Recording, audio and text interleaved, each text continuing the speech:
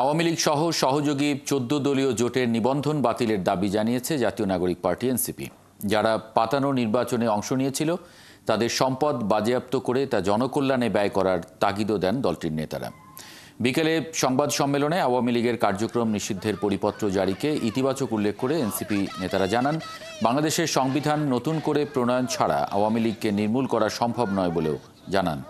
রাজধানীর বাংলা মোটরে আওয়ামী লীগ ও এর অঙ্গ সংগঠনের সব কার্যক্রম নিষিদ্ধের প্রজ্ঞাপন জারি নিয়ে তাৎক্ষণিক প্রতিক্রিয়ায় কোনো আনন্দ মিছিল বের না হলেও উৎসবের আমেজ ছিল সেখানে।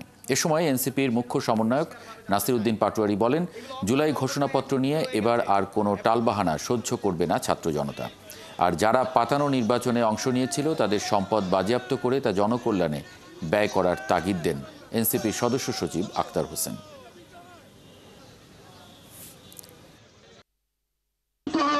উৎখাত করতে হলে এই বাংলাদেশে মুজিববাদী বাহাত্তরের যে সংবিধান রয়েছে সেই সংবিধানকে চিরতরে বাংলাদেশ থেকে মুছে দিতে হবে। আওয়ামী লীগের পাতানো নির্বাচনগুলোতে আওয়ামী লীগ এবং তাদের দোসররা যারা অংশগ্রহণ করেছিল তাদের সমস্ত সম্পত্তিকে বাজেয়াপ্ত করে দেশের কল্যাণে ব্যয় করতে হবে। শুধু আওয়ামী লীগকে নিষিদ্ধ করে ফেসিবাদের উপাদানকে বাংলাদেশ থেকে বিলোপ করা সম্ভব নয়।